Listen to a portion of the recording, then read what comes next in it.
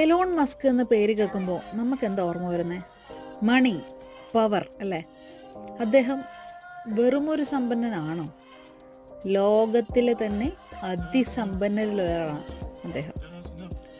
440 billion ഡോളറാണ് അദ്ദേഹത്തിൻ്റെ ആസ്തി എന്ന് പറയുന്നത്.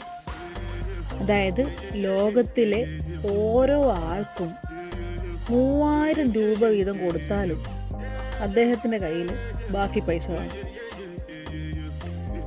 എങ്ങനെ അദ്ദേഹം ഇത്രയും സമ്പന്നനായതെന്ന് ചിന്തിച്ചിട്ടുണ്ടോ?